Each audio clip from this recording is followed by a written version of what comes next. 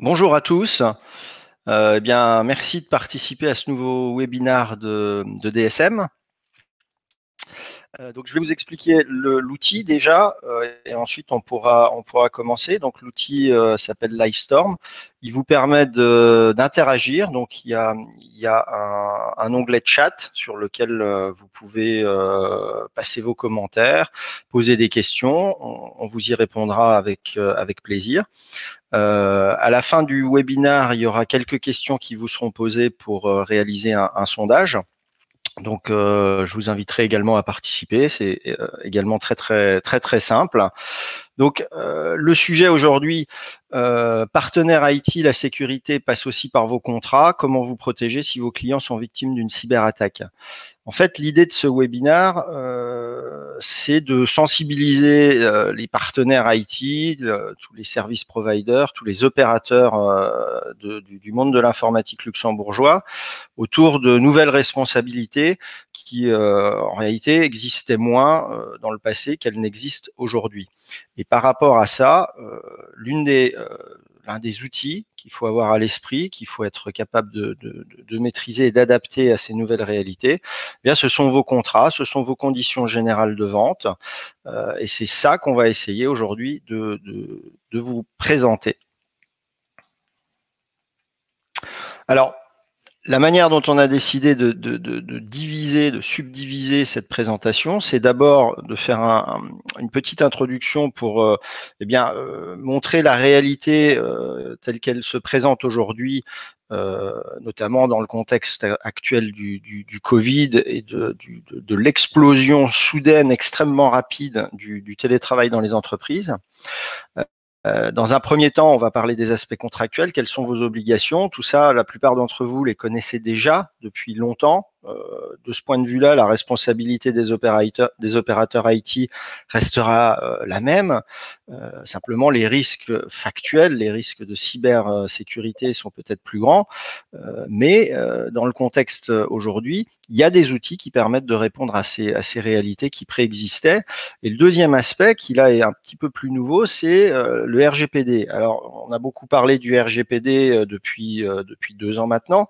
Il y a une réalité qu'on va vous expliquer qui découle directement d'un certain nombre de décisions judiciaires assez récentes, mais qui amène les opérateurs IT, les prestataires de services, à devenir responsables ou co-responsables au même titre que leurs clients en cas de data breach. Et ça, c'est une réalité contre laquelle il faut se prémunir contractuellement, parce que les juges, eux, sont tout à fait habilités et disposent des outils juridiques pour condamner solidairement et le client, qui serait lui victime d'un data breach, mais également, le cas échéant, son co-responsable qui pourrait être son sous-traitant, quand bien même le sous-traitant imagine lui, à un moment donné, n'agir que comme sous-traitant. Le juge a la capacité de le requalifier la relation et de déterminer qu'ils sont responsables conjoints. Alors, en introduction, c'est en fait assez simple. Il suffit d'ouvrir la presse quasiment tous les matins pour voir qu'il y a des situations de cyber-attaques plus ou moins violentes, plus ou moins délicates, plus ou moins publiques. En réalité, on n'a pas de chiffres sur le nombre global des cyberattaques, puisque tant qu'il n'y a pas de data breach sérieux, il n'y a pas d'obligation de communiquer dessus. Mais pour autant, rien qu'à Luxembourg et rien que sur le mois de mai 2020, donc on est sur une période très courte, on a eu dans la presse le cas de Cactus. Donc Cactus, qui est, comme vous le savez tous, une chaîne de supermarchés. On peut supposer au départ, de vue de l'extérieur, que c'est pas forcément ce genre d'entreprises qui vont être les premières à attaquer, et que si jamais c'était le cas, ça n'impacterait pas nécessairement leurs opérations quotidiennes. En réalité, la cyberattaque a bloqué 3 supermarchés pendant plusieurs jours. Donc ça a eu des conséquences extrêmement graves. Il y a d'autres opérateurs à Luxembourg très importants qui ont subi des attaques très violentes. Certaines n'ont pas été publiées dans la presse, mais le monde luxembourgeois de l'IT les connaît. Donc Cactus n'est pas la seule grande enseigne à avoir été victime. Je donne un autre exemple qui est la société Coperle. Donc c'est une société coopérative française de Bretagne, qui aujourd'hui opère avec plus de 7500 employés. Donc, eux, ils font des produits autour du porc. Donc, c'est une coopérative agricole. Eh bien, ici également, suite à une attaque informatique, toutes leurs usines ont été bloquées pendant plusieurs jours. Donc c'est une situation de rupture de production et pas uniquement de vente. Donc les cyberattaques sont une réalité qui est patente aujourd'hui et de plus en plus fréquente. EasyJet en mai 2020 également. Alors là, on nous parle d'une cyberattaque hautement sophistiquée qui a compromis les données personnelles d'environ 9 millions de clients. Alors pourquoi on a choisi EasyJet? EasyJet fait beaucoup de ventes en ligne. EasyJet est clairement un opérateur virtuel dans le sens où la plupart de ses opérations d'achat-vente se font sur le web.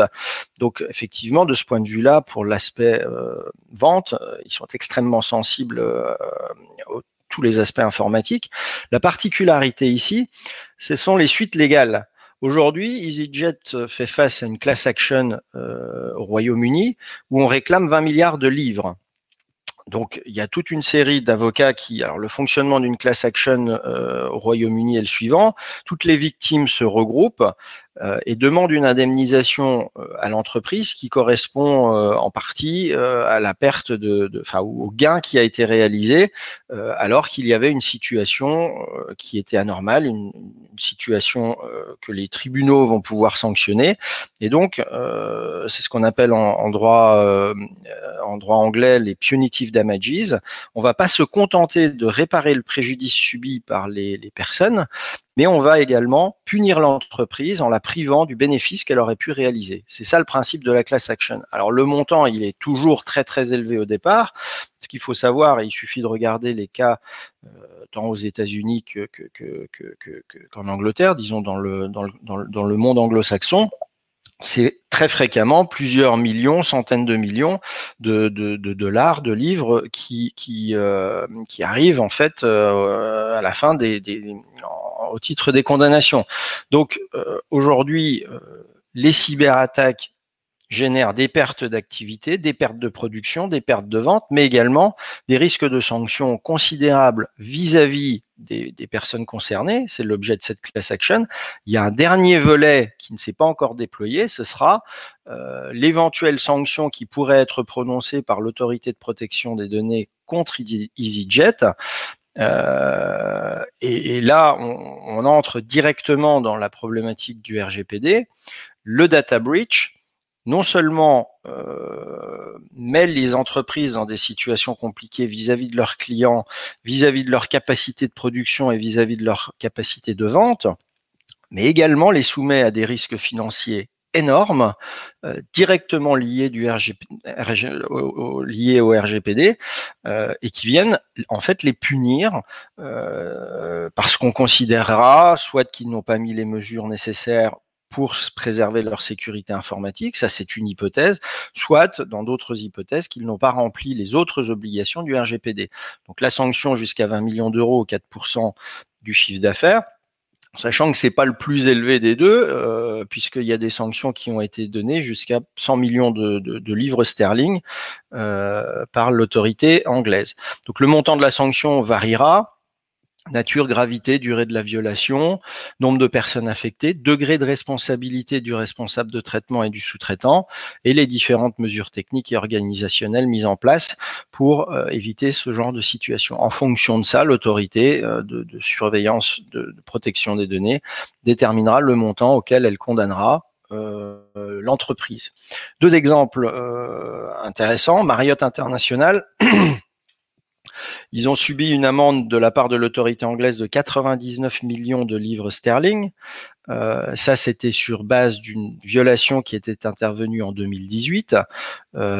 L'histoire se renouvelle puisque en mai 2020, ils ont à nouveau été victimes d'une cyberattaque avec plus de 5 millions les données de plus de 5 millions de personnes qui ont été compromises. Donc évidemment, on va également devoir discuter, enfin l'autorité va certainement vouloir les sanctionner. Alors, il y a un principe qui n'existait pas il y a quelques semaines, ou plutôt qui n'avait pas donné lieu à débat il y a quelques semaines et qui aujourd'hui est très utilisé, c'est que l'entreprise doit être capable de régler l'amende. C'est un des principes du RGPD. Le montant de l'amende ne doit pas mettre l'entreprise à risque. Or, aujourd'hui, Marriott, ce sont des hôtels, ils sont vides. Il y a eu une sanction énorme également contre British Airways, les avions sont cloués au sol. Donc, c'est un des arguments aujourd'hui utilisés par les avocats de ces entreprises pour dire on ne peut pas payer ces amendes. Et beaucoup de gens aujourd'hui craignent, supposent, envisagent en tout cas que le montant de ces amendes faramineux, puisque British Airways c'était quasiment 200 millions de livres sterling, le montant de ces amendes, in fine, ne soit jamais réglé parce que simplement les entreprises n'en ont pas les moyens. Hertz, ça c'est également quelque chose de très intéressant. Erreur commise par l'un de ses sous-traitants lors d'un changement de serveur qui a entraîné une violation de confidentialité. Eh bien, dans ce cas-là, ce data breach a engagé la responsabilité des deux, donc du responsable du traitement et de son sous-traitant prestataire informatique. Alors, les condamnations contre les opérateurs informatiques, c'est quelque chose qui existe depuis toujours. Vous êtes sous-traitant, au même titre qu'un cabinet d'avocats. Vous avez commis une erreur dans la réalisation de vos services. Vous pouvez être poursuivi. Donc, de ce point de vue-là, la situation n'a pas évolué. Je cite simplement un exemple qui est très, très connu en termes de responsabilité informatique qui date de 2015. IBM avait dû payer 6,7 millions d'euros à la Maif, qui est une assurance, suite à des difficultés énormes dans la mise en place d'un contrat d'intégration. Donc la responsabilité, elle existe depuis longtemps. Le point, disons, nouveau, c'est le RGPD qui s'ajoute, qui est une nouvelle rampe de lancement qui s'ajoute à la responsabilité des prestataires. Alors, comment vous protéger par rapport à ça?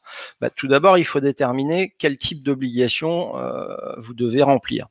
Il y a deux possibilités. Soit vous êtes face à une obligation de moyens, et dans ce cas, vous devez mettre en œuvre les moyens suffisants pour atteindre le résultat. Et si jamais le résultat n'est pas atteint, votre partenaire, votre client devra prouver votre faute. Donc c'est la position, j'ai envie de dire, la plus facile à gérer pour un prestataire informatique. Ensuite, il y a l'obligation de résultat. C'est plus rare, mais il y a pas mal d'hypothèses dans lesquelles les prestataires informatiques sont soumis à des obligations de résultat. Dans ce cas-là, la responsabilité est engagée du seul fait que le résultat n'est pas atteint. Il y a une présomption de faute. Alors, quelques exemples d'obligations de moyens. L'obligation d'information, l'obligation précontractuelle et en cours d'exécution du contrat. Alerter, conseiller le client. C'est considéré aujourd'hui comme une obligation de moyens. Maintenant, c'est une obligation qui est très importante, qui est même fondamentale, puisque si vous n'arrivez pas à justifier que vous avez informé suffisamment un client sur les difficultés, les temps de latence, le volume de travail qu'il faudrait réaliser ou l'implication qu'il devra avoir dans son propre projet, votre responsabilité pourrait être engagée. Donc, dans ces hypothèses qu'on recommande toujours, dans le contrat ou dans les conditions générales, puisque finalement les conditions générales sont le contrat, mais dans une rédaction qui est généralement beaucoup plus standardisée et beaucoup plus rigide, il faut prévoir une clause de conformité de l'information, c'est-à-dire une clause dans laquelle le client reconnaît qu'il a été suffisamment et se déclare avoir été suffisamment informé sur le projet. Et là, la rédaction va un peu dépendre des types de services qui sont fournis, mais ça évitera par la suite, ou ça limitera, disons, les débats sur cette problématique de l'information contractuelle et précontractuelle. Ensuite, de manière générale, les prestataires IT sont soumis à une obligation de moyens. Ça résulte de différentes décisions. J'en cite une française qui est également qui fait référence.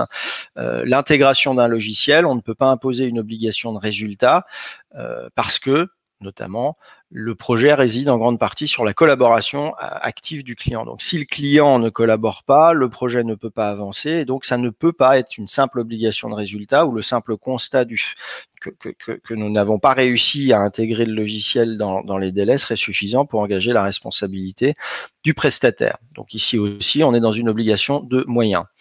Les niveaux de service. Alors les niveaux de service, ça va dépendre également du type de contrat, mais également on est soumis à une obligation de moyens de par la jurisprudence. Une recommandation, prévoir des comités de suivi avec des rapports d'étape, des procès-verbaux qui devront être signés et contre-signés, et le cas échéant, des procédures de règlement des difficultés pour pouvoir sortir d'une situation de blocage si jamais elle venait à se présenter. Donc tout ça, ce sont des éléments que vous devez penser à intégrer dans vos contrats ou vos conditions générales. Maintenant, un peu moins fréquent, mais qui est également extrêmement important à avoir à l'esprit, les obligations de résultat qui pèsent sur les contrats informatiques. Par exemple, la livraison d'une solution conforme aux besoins du client selon le prix convenu. Si le client exprime des besoins, et là on est sur l'obligation d'information dont on a déjà parlé, le service rendu doit correspondre à ces besoins. Et ça, les juges considèrent qu'il s'agit d'une obligation de résultat. Donc, l'idée est de bien avoir déterminé, défini ce dont le client a besoin pour ne pas se retrouver à la fin d'un projet avec l'implémentation d'un logiciel qui ne remplirait pas ou que partiellement des besoins qui auraient été formellement exprimés par le client. Dans ce cas-là, ce serait une obligation de résultat.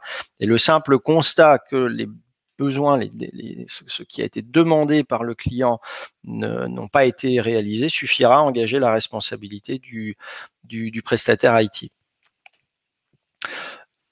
Les respects des délais de livraison. Alors, la plupart d'entre vous prévoyez des délais qui sont à titre indicatif. C'est pas toujours le cas. Ensuite, il peut y avoir des hypothèses où, pour des raisons particulières au client, des délais doivent être absolument respectés parce que ça peut entraîner des sanctions, ça peut entraîner des problématiques en chaîne pour le client. Et dans ce cas-là, il peut y avoir des délais qui sont impératifs. Dans ce cas-là, les juges considèrent qu'il s'agit d'obligations de résultat. Alors, comment échapper, quand on est en présence d'une obligation de résultat, à sa responsabilité? Bien, comme on l'a déjà expliqué, le constat de ne pas avoir atteint l'objectif engage la responsabilité et on pourra échapper à cette responsabilité en prouvant soit un cas de force majeure, soit une faute du client. Alors, la force majeure, on en parle beaucoup aujourd'hui avec le Covid. Elle est difficile à prouver, donc il faut démontrer un élément extérieur et imprévisible. C'est assez compliqué. Et ensuite, la faute du client, eh bien à ce moment-là, c'est le prestataire qui devra déterminer, qui aura la charge de la preuve des fautes qui ont été éventuellement commises par le client. Et à ce moment-là, sa responsabilité sera soit complètement supprimée, soit en tout cas atténuée. Alors, dans vos conditions générales, vous devrez fixer vos obligations, donc déterminer le cadre de votre intervention, l'implémentation. Est-ce que c'est un contrat d'implémentation d'un logiciel? Est-ce que c'est un contrat de maintenance pour la suite? Vous devrez définir votre type d'obligation, moyen ou résultat, en fonction de ce que vous fournissez comme service, la qualité du service qui est attendu, définir les logiciels à utiliser, maintenir ou intégrer dans l'environnement informatique du client. Si vous avez un environnement informatique qui est incompatible, parce qu'on est sur du Apple ou du Microsoft, alors incompatible, il y a toujours des moyens de trouver des solutions, mais disons qui créent des difficultés supplémentaires. Vous devez être capable de les identifier. C'est pour ça que bien souvent, les projets informatiques doivent, dans leurs conditions générales, prévoir une phase d'audit pour permettre justement de définir les potentielles difficultés qui se présenteraient et éviter par la suite des cas de responsabilité.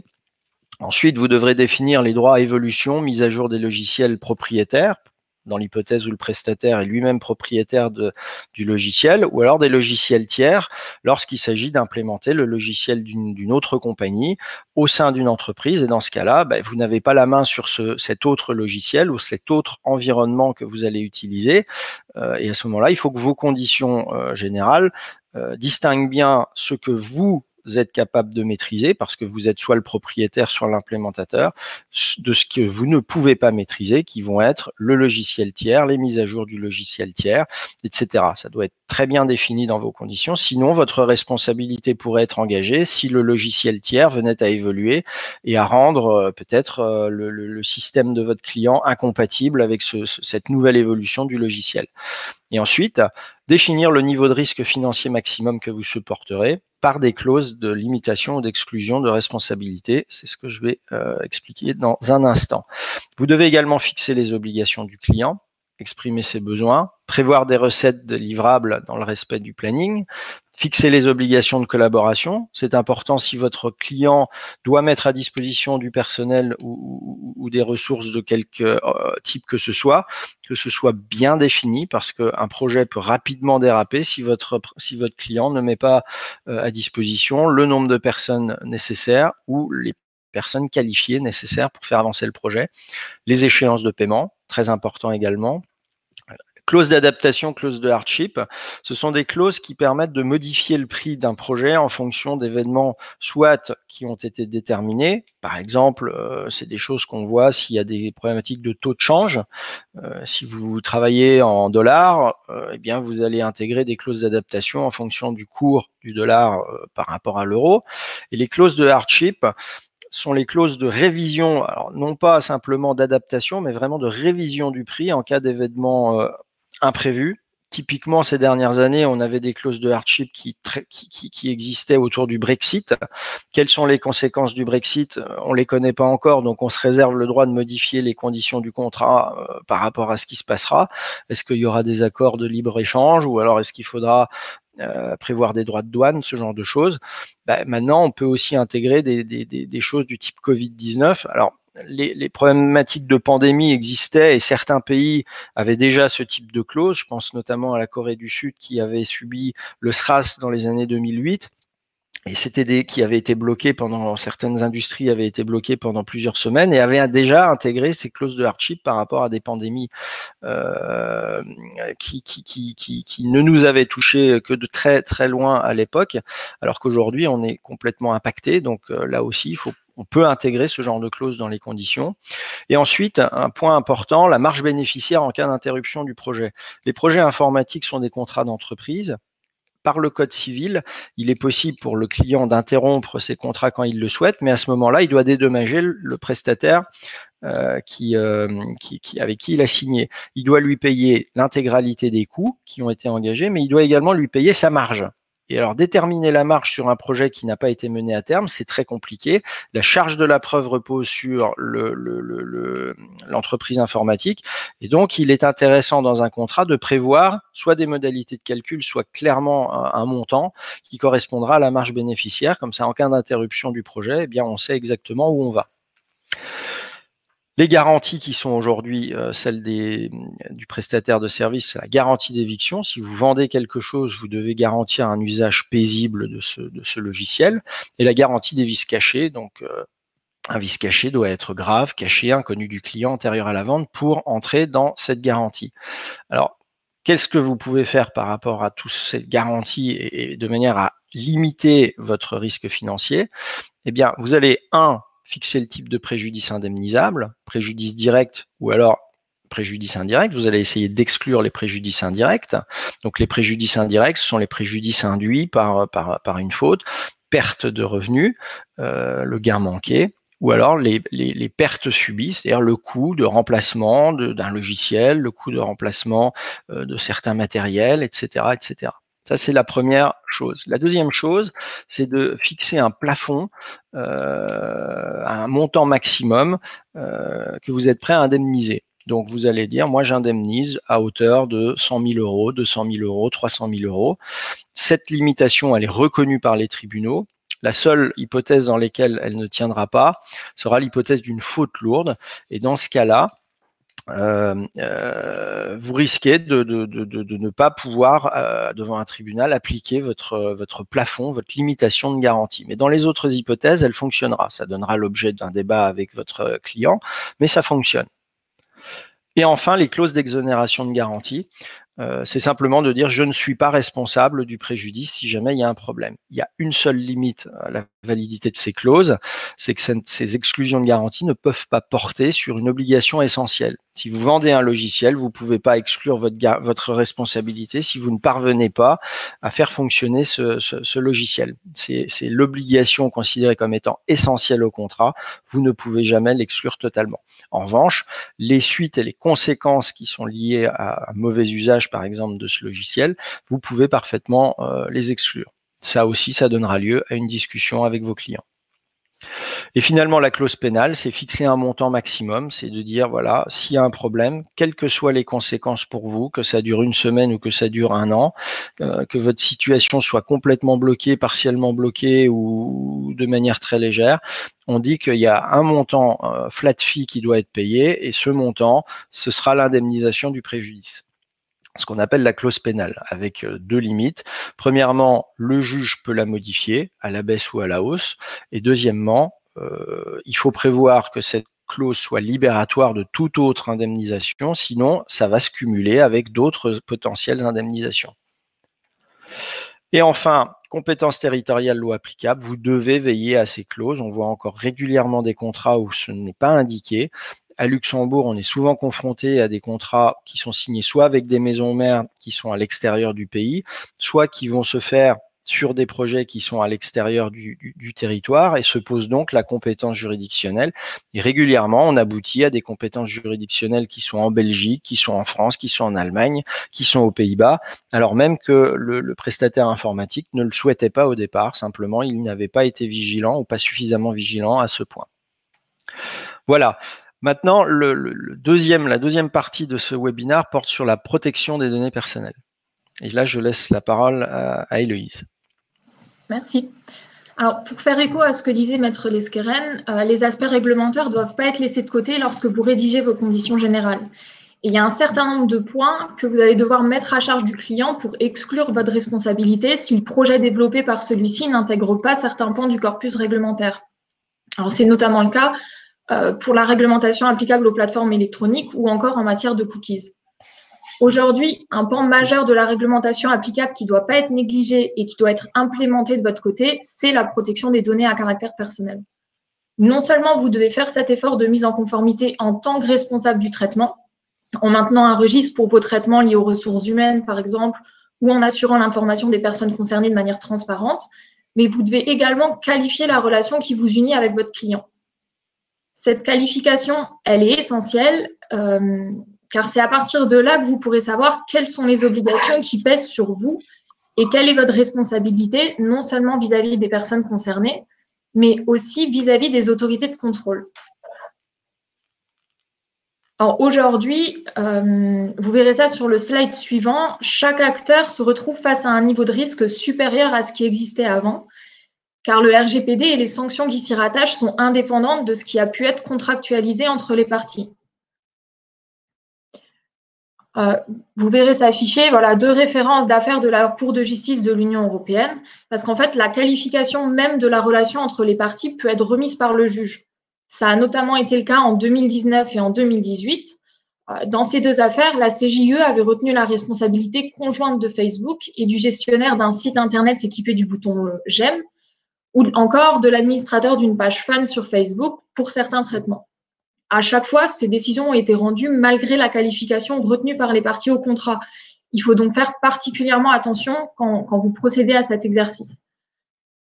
Vous devez donc anticiper ces difficultés aujourd'hui, car c'est plus uniquement du contractuel. Une autorité de contrôle peut imposer des sanctions et vous pouvez vous retrouver à exposer des sommes importantes en cas de violation du RGPD, et votre contrat vous permettra uniquement dans un second temps de trouver une solution éventuelle avec votre partenaire uniquement. Donc, la première étape de votre raisonnement, c'est de qualifier les parties en identifiant qui détermine les finalités et les moyens du traitement. Si la détermination est faite de manière indépendante, chacun d'entre vous agit en tant que responsable du traitement indépendant. Si elle est faite de manière conjointe, vous serez qualifié de responsable conjoint. Et enfin, si elle est effectuée par l'une des parties et que l'autre agit en son nom, pour son compte et sur ses instructions, on sera dans une relation de sous-traitance. Une fois cette première étape effectuée, il conviendra de mettre en place la clause adéquate pour régir les questions liées à la protection des données personnelles entre vous et votre client. Si vous êtes responsable indépendant du traitement, ce qui est important pour vous, c'est de vous assurer que votre contrepartie elle respecte les dispositions applicables en matière de protection des données. Donc que le traitement est licite, par exemple, ou encore qu'elle a bien informé les personnes concernées. Si vous êtes responsable conjoint du traitement, le RGPD prévoit explicitement qu'un accord doit être conclu pour déterminer les responsabilités de chacun et les grandes lignes de celui-ci doivent être mises à disposition des personnes concernées. Le plus efficace ici, encore une fois, pour éviter que votre partenaire ne soit pas suffisamment diligent et ne mette pas en place ces informations, ça va être d'intégrer ce point sur votre site Internet, par exemple. En tant que sous-traitant, enfin, un contrat doit être mis en place entre le responsable du traitement et vous-même. C'est vraiment important de contrôler ce point en amont parce qu'on constate souvent qu'il y a plein d'entreprises qui passent à côté de cette obligation. Donc, gardez en tête que si vous ne faites pas cet effort vous-même, vous vous exposez à une sanction, parce que vous n'allez pas pouvoir dire que vous n'êtes pas responsable du traitement, ce n'était pas à vous de mettre en place ces clauses spécifiques. Donc, l'idée de cette notion de sous-traitance, c'est de mettre en place un contrat pour éviter que la protection des personnes concernées elle soit amenuisée parce qu'il y a un tiers qui va intervenir dans le traitement.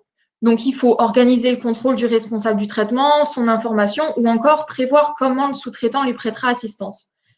L'article 28 du RGPD prévoit un certain nombre de mentions obligatoires là-dessus, comme par exemple la question de la sous-traitance ultérieure qui doit faire l'objet d'une autorisation du responsable du traitement, qu'elle soit spécifique ou générale, la réalisation d'audits qui doit être permise, le sort des données personnelles à l'issue de la relation ou encore la question du transfert de données vers un pays tiers, donc vers un pays hors espace économique européen, alors que le RGPD est applicable directement dans l'espace économique européen et pas uniquement au sein de l'Union européenne. Faites très attention là-dessus parce que ça s'applique aussi en intragroupe. Nous, ce qu'on vous recommande ici, c'est de saisir cette opportunité pour intégrer ce volet dans vos conditions générales si ça n'a pas encore été fait, parce que ça vous permettra d'aménager vous-même ces obligations minimum. Par exemple, vous allez pouvoir prévoir que la réalisation d'audit se fera moyennant le paiement de frais. Ça, c'est quelque chose qu'on voit très régulièrement. Vous allez pouvoir régler les questions liées à un risque de concurrence. Vous pourrez rationaliser votre gestion des documents en validant dès le début votre relation avec vos sous-traitants ultérieurs.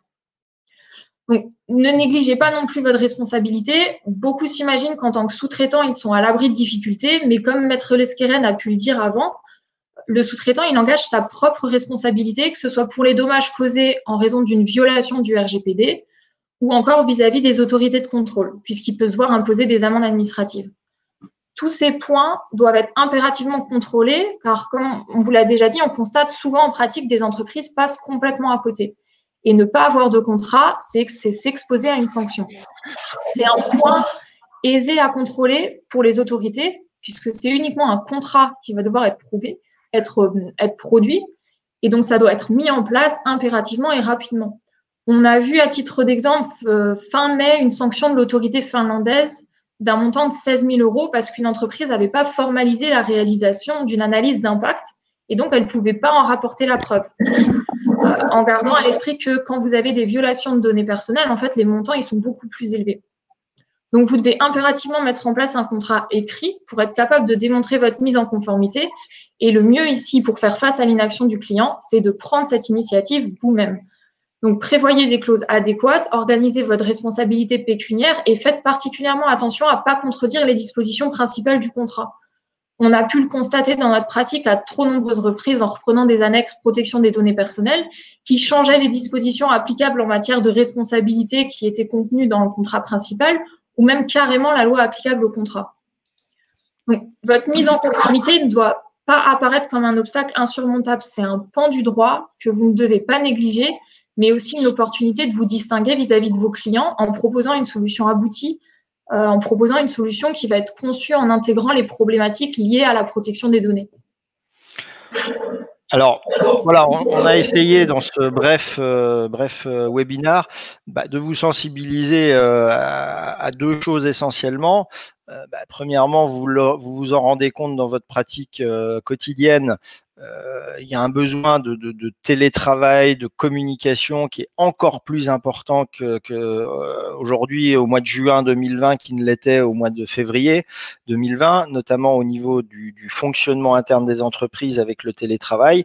Cette situation d'urgence a créé des risques supplémentaires énormes. Ces risques, évidemment, sont utilisés par les voyous pour attaquer les entreprises. Donc, il y a toujours, évidemment, la réponse technique à donner aux entreprises par rapport à la sécurité.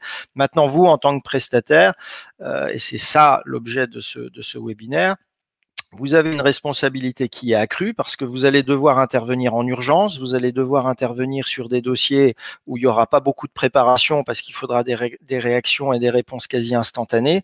Vous devez, dans ce cas-là, contractuellement vous protéger, vous préserver pour qu'ensuite on ne vienne pas vous reprocher un problème qui ne serait pas de votre fait, mais qui serait simplement lié à l'urgence du contrat du client, à sa désorganisation interne, au manque d'effectifs et au manque de soutien que vous pourriez avoir vis-à-vis de lui. Ça, c'est quelque chose qui existait avant, mais qui se développe énormément compte tenu de la situation actuelle. Et il y a de grandes chances que ça perdure pendant encore au moins 12 à 18 mois. Ça, c'est la première chose. La seconde chose, c'est votre responsabilité nouvelle en tant que sous-traitant d'un client, parce que, comme l'a dit Héloïse, les tribunaux sont capables, et l'ont montré et l'ont fait, de requalifier votre situation, votre relation avec votre client en disant vous n'êtes en réalité pas un sous-traitant, mais vous êtes un co-responsable du traitement des données. Et si jamais il y a un problème, vous pourriez être également condamné solidairement à payer les amendes qui seraient prononcées par les différentes autorités. Là également, vous devez vous prémunir contractuellement parce que si l'autorité vous condamne, eh bien à ce moment-là, vous pourrez vous retourner contre votre client et ce sera plus clair, plus simple, ça donnera lieu à moins de débats si vous avez contractualisé ça dans vos conditions générales. Voilà, donc très brièvement, puisque 30 minutes, c'est un format très court, on a essayé de brosser un petit peu ce tableau compte tenu de la situation actuelle aujourd'hui. On a quelques questions à vous poser. Alors, je vois qu'il y a des questions qui sont posées. Quid des fournisseurs cloud type Amazon, Zoom, que les clients utilisent, opérés par des prestataires en cas de problème? Qui est responsable si c'est le prestataire recommandé? Alors, donc si je comprends la question, qu'est-ce qui se passe si on utilise, si un prestataire informatique recommande de travailler avec un tiers, un logiciel tiers, que ce soit Cloud, Zoom, etc., eh bien, il va falloir contractualiser justement les responsabilités et séparer de manière tout à fait claire ce qui est de la compétence du prestataire IT de ce qui est de la compétence du tiers. Et typiquement, dans ce cas-là, il va falloir indiquer des clauses d'exclusion de responsabilité en cas de faille de sécurité qui interviendraient sur ces logiciels tiers. Parce qu'évidemment, l'intégrateur informatique luxembourgeois n'a pas la main sur la sécurité d'Amazon Cloud, en tout cas pas complètement. Il a une certaine responsabilité, mais ultimement pas complète sur Zoom, etc., sur WebEx, etc.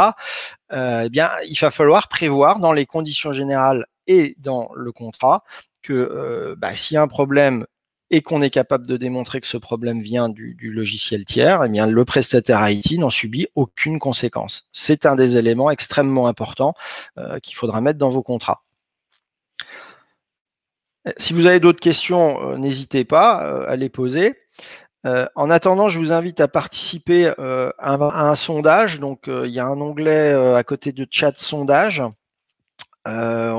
Voilà, il y a trois questions simples. Je vous demande simplement de répondre par oui, non ou non applicable.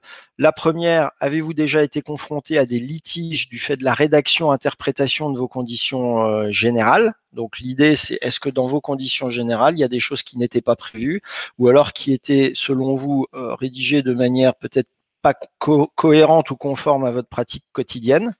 Donc, allez-y. La deuxième, vos conditions générales contiennent-elles des clauses de limitation, exclusion de responsabilité? Ça, c'est également un point très, très important pour vous préserver. Et la troisième, plus générale, est-ce que vous considérez que vos conditions générales vous protègent? Oui, non, non applicable. Donc, allez-y. Prenons une minute pour remplir ça. Et si vous avez des questions, n'hésitez pas à les poser dans le chat.